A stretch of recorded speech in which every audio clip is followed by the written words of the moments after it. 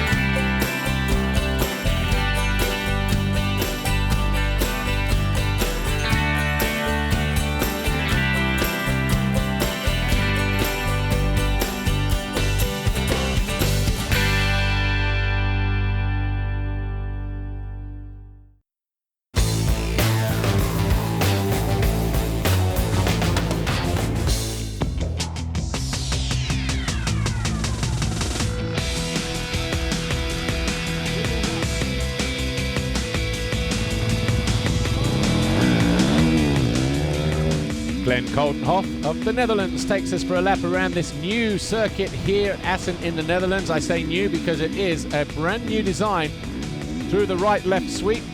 This part of the track really opens up, and this used to be the old finish straight here and the old finish jump just here, which is now the iPhone jump.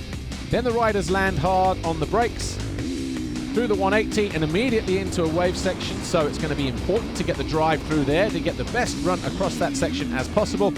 Over the city jump, and as you can see, just 2 lanes on the main infield section as opposed to 4 that we'd had previously. Through this right, this left-hander here acts as the final corner, because just ahead we have the Monster Energy finish line jump here.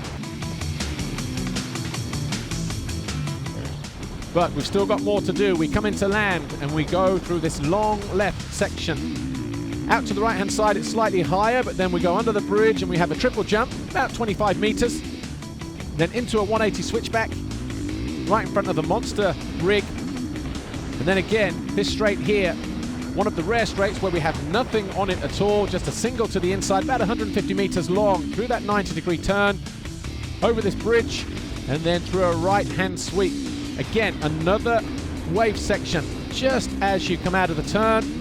Not so many here, but they're a little bit wider apart. You can double towards the end, but as you can see, there will be 2-3 lines through there over the pyramid jump, and then about 150 meters past pit lane for the first time. just as you start to turn, the ground rises up over a crest and continues to turn through this right-hander. Very boggy there first thing in the morning on Saturday. We flick it left over the Monster Energy jump here. And you see how rutted this circuit is going to be, especially if we get the rain that might be forecast for Sunday. We go left, right, back onto the start straight to start another lap here at the brand new circuit of Assen.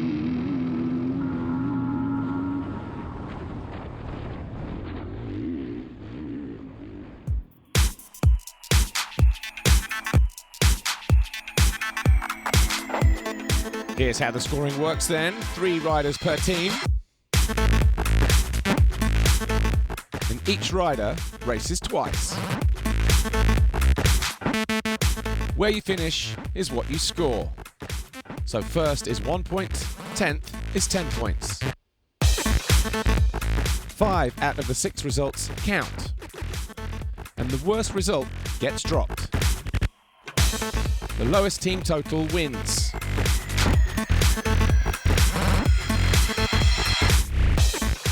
Three races on Sunday.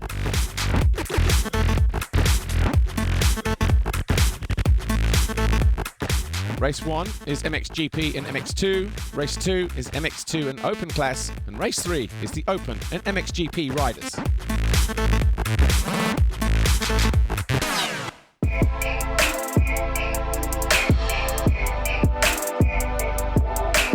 This race is a team race, you know, and you really don't see the camaraderie with the riders during our normal series. You know what I'm saying? Because usually we're battling each other, and this time we really are like trying to help each other out and push each other. You know. These 2 guys sitting beside me have picked up their flag and charged into battle with me, and I really appreciate that. So for me, it's all about the team result, and I think if the cards fall right for us, we can win this thing, and definitely the overall goal would be to be on the podium. My second year full pro in the US, and to be doing this is quite an honor. It's crazy to be in this position so early in my career, and just trying to make the most of it and, you know, do the best I can to try and bring it back home for the USA.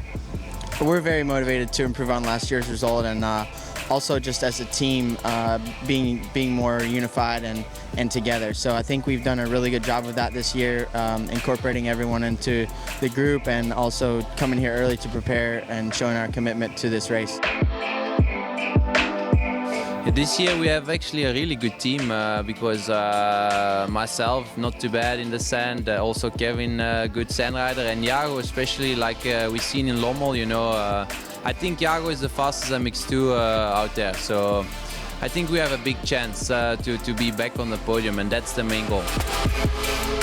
We need to have good consistent results with Team Belgium, and then we can end up on the podium. The track will suit us. I hope it doesn't rain too much, so the track will be rideable, but yeah, we will see. Hope to have a good weekend. I think if we all do our best and we all ride like we know how to ride in the sand, then podium will be possible, and who knows what can happen, you know. Jago was his last year was his first one, now is his second one, so more experience. I am really experienced in the Mix of Nations, also Kevin, so we know what to do, and yeah, we will do this as a team. It was great to come here to Assen, Motocross of Nations, and do my first race.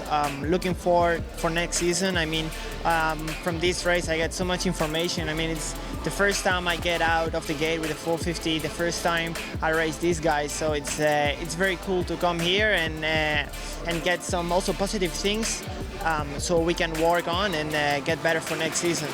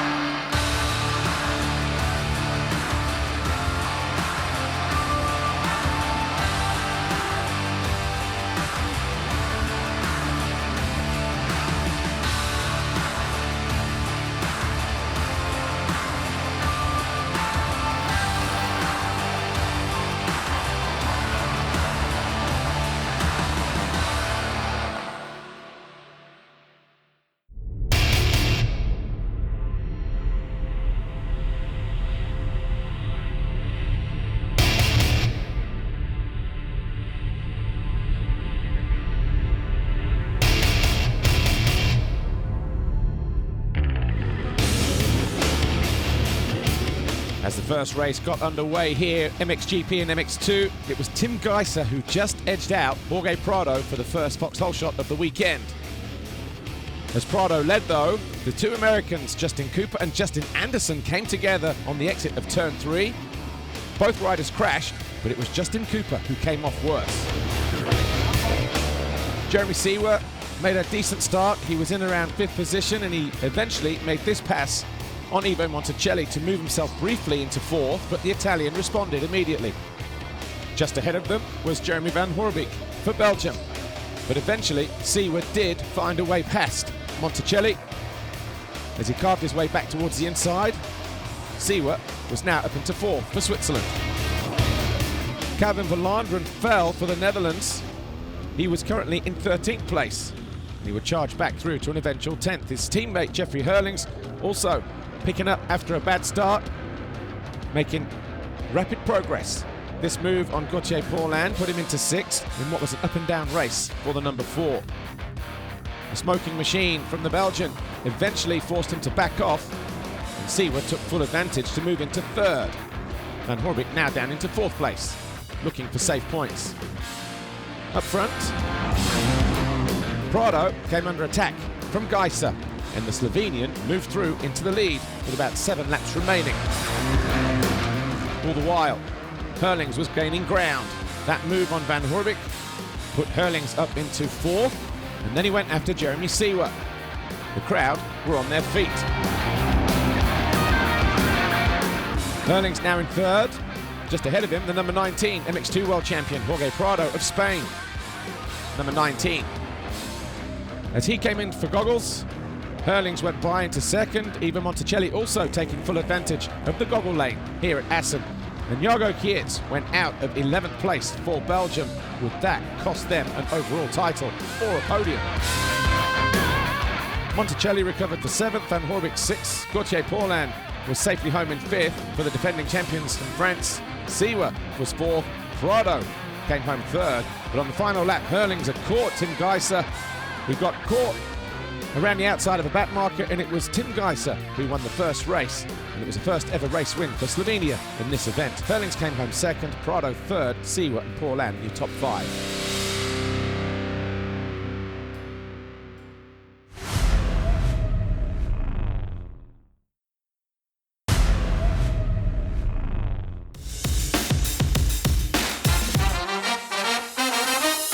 We are all 3 riders good in the sand. We train a lot on the last months here in Belgium and Holland, so I'm pretty sure we can do a good race. It's for sure amazing to be here, and this is my first MX of Nation, and I try to do my best for sure with my team, and I'm pretty sure that we can do some good things. It's true, I'm the oldest of the group now. Tony is not here, so I feel the pressure. It's a strange race. It's not like always, so you never know what happens. We are a young team. We don't expect a lot on the paper, but I'm sure we'll be strong. If we miss something on the track, then we know that there is the other 2 riders that also push for you, so you give more than 100%. Winning Motocross of Nations, there is a world title behind. It's not only Motocross of Nations, so there is plenty of tough team with many strong country. So we know it, we are aware of it, we are aware that the track is really tough, and we're part of the game, so let's enjoy it. I've been looking for MX of Nations since I'm young. You know, it's like a kind of a dream. Normal MX is individual sport, and now we are in a team, so we need to think for 3 and we need to think for the team. The last few weeks was pretty good with them. From my side, I think I have a good bike. Actually, I have a good team. I have some really good person around me, and you know, my teammate are also ready, so we're ready for it. And to be honest, I'm coming here with a little bit more experience, a little bit more positive as last year. And yeah, let's enjoy it, and we see the result at the end of the weekend. Maxime is riding really well now with a strong bike, a strong level, like he did so many good races end of season. Jordi have had a strong season, really consistent, and we've had a good team build-up, you know, before to come here. So looking forward, everything can happen.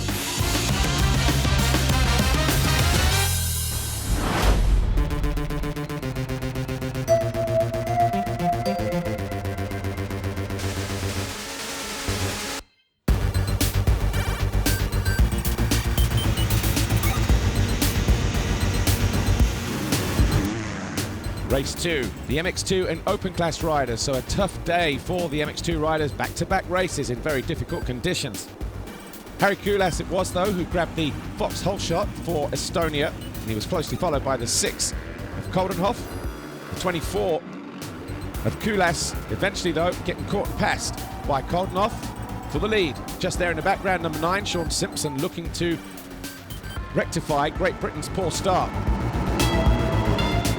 Captain Blandren just chasing the number 12 of Regan Duffy and the 15, the American of Zach Osborne. Those three fighting just inside the top 10. Simpson carved his way up the inside of Kulas to move himself into third. And whilst he tried to disappear, the MX2 rider, number 107 for Denmark, Thomas Kjær Olsen, found his way past the number 15 of Zach Osborne on his 450 Husqvarna, on his way to an eventual 8th place finish. Olsen would also pick up the overall in the MX2 category. Thiago Kietz was having a much better ride. He was on 2 wheels for the race. A poor start, though, meant that he was having to pass quite a few riders on his way through to an eventual 7th place. His teammate Kevin Strybos fell. He would eventually come home in 17th. Jordi Tixier, riding for France, was in the thick of it as well. As he went after Carlos Campano, Tixier eventually came home in 6th position. As the conditions deteriorated and the clouds homed in, the rain continued to fall. Tixier was in his element. Adam Sterry for Great Britain came home in 12th position, which was looking a good result for the Brits as they look to improve on that disastrous start that saw Nathan Watson go out in race 1. The number 2 of Maxime Renault also went out for France. How costly would that be? Sean Simpson on the number 9 came home in 3rd, just behind the 99 of Paul Jonas for Latvia. But up front, Glenn Coldenhoff was the master of the sand, just like he was 12 months ago when he won the opening race at Red Bud in America. But it was a win for Glenn Coldenhoff in race 2. Paul Jonas was 2nd, Simpson, Kulas and Osborne, your top 5. Yeah, the MXoN pit bike race is pretty much my highlight of the year. The gate is about to drop. It will if we can see it. You can just about see it now. It looks like there's a little bit of corner cutting going on. Unbelievably, somebody will be crowned Pit Bike of Nations champions after all this chaos. Confusion, drama, crashes, and eventually there was a race winner. No idea who finished 2nd or 3rd, but the winners, Italy. Some heroic performances there from all our riders. Thanks for having us.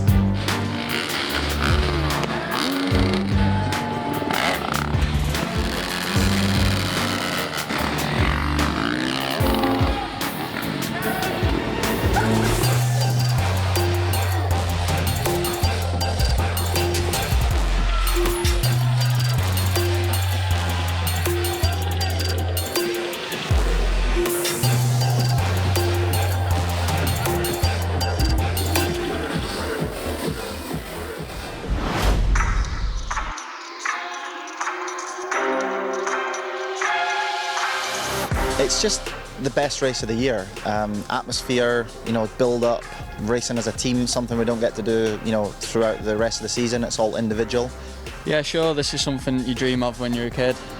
So I'm incredibly proud and thankful for the opportunity to come and represent the country here.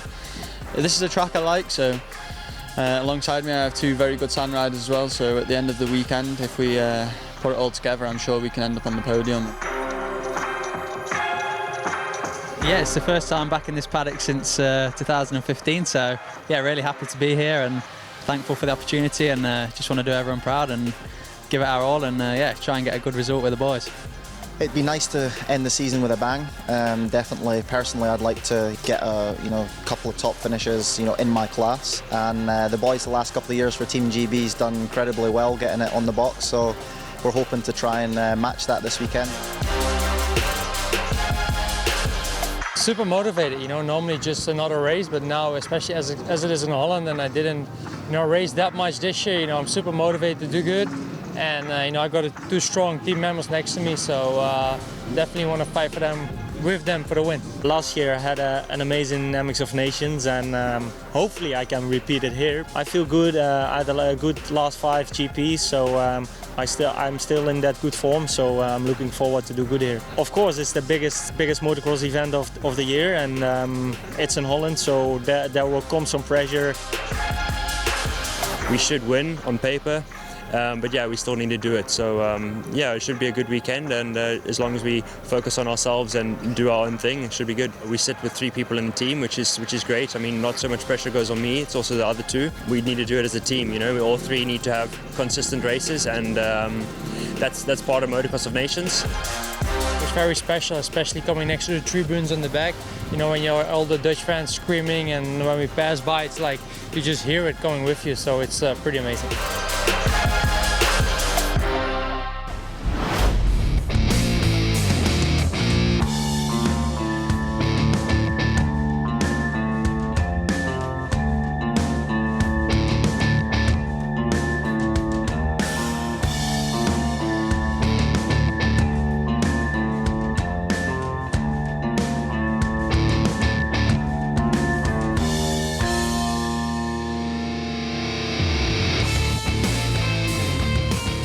Heading into the third and final moto, the MXGP and Open class riders. The pressure was relatively off the Netherlands as they had a big lead over the rest of the nations. Tim Geiser was over the foxhole shot line before anybody else to collect his second black plate of the weekend. Behind him, Jeremy Van Horbeke. Kevin Strybos in the wars again on the opening lap. So too, Jeffrey Hurlings, who would have to fight back from outside the top 20. Paul Jonas made another fantastic start. He was running inside the top 3 as Hurlings started to carve his way through. That move on Jorge Prado wouldn't be the first time. The Dutchman would have to find a way past his KTM teammate. As Nathan Watson, who went out with a mechanical in race 1, was well positioned in 7th place in a battle with the number 13 of Jason Anderson of the United States. Gauthier Paulin looking to redeem himself for France as well, fighting in and around the top 10 positions as the track deteriorated. Geiser then fell from the lead on lap 5, handing the advantage to Jeremy Van Horbeke. Glenn Coldenhoff also went through into 2nd position. It wasn't long before the Dutchman led once more. The number 6 then looked to do his best to try and pull clear, but he was always under the watchful eye of everybody else. Hurlings having a scrappy race again. Mistakes costing him. He was up and down the leaderboard before he could try and settle down and put in a charge towards the end of the race. Geiser down the inside of Van Horbeke eventually moved him back into 2nd place. And then he had his sights on Coldenhoff once more. Lupino went out for Italy. A tough day for the Italians here in Assen. Hurlings continued to push. That was the 2nd or 3rd time, maybe, he found his way past Prado, as Nathan Watson hanging on ahead of the number 4 in the latter stages of the race. Great Britain were up to 2nd, and then they dropped down to 3rd. Regan Duffy of Australia also had problems for his nation as he went out of the race. Hurlings pushing on, he didn't need to. The Netherlands were almost home and dry. He did battle though. Got his sights set on the number 55 of Jeremy Seawer. Eventually did go through in 4th. Gauthier Paulin went out of the race. That cost the defending champions the podium. Jonas came home in 3rd. Geiser was 2nd, but it was a 1-1 for Glenn Coldenhoff to secure the Netherlands their first victory in this competition. The first time it ran was 1947 in Wassenaar, right here in the Netherlands. Belgium on the podium in 2nd. Great Britain at the expense of France, getting onto the 3rd step of the podium with a couple of rookies and a well-seasoned campaigner, Sean Simpson, picking up his first ever medal in the event. But Glenn Coldenhoff in front of Willem-Alexander, the King of Netherlands, standing on the top step of the podium, as many expected and predicted at the start of the weekend. Belgium 2nd overall, Great Britain 3rd, but what a day. Another piece of history made in this fantastic event. Despite the conditions, it was still a resounding success here at Assen. Joining him on the podium, Tim Geiser, the individual class winner in MXGP, Thomas Kjær Olsen, individual class winner in MX2. But what a day we experienced here in the Netherlands.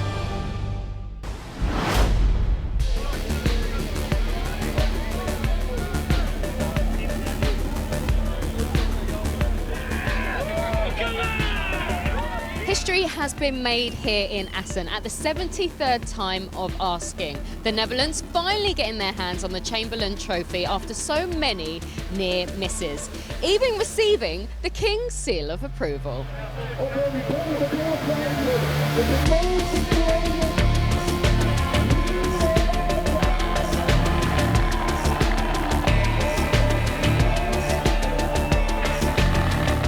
So the party's going to go on here till late at night, and we're going to enjoy ourselves after a fitting finale to 2019. But we'll see you next year in 2020 for some more MXGP action. Bye-bye.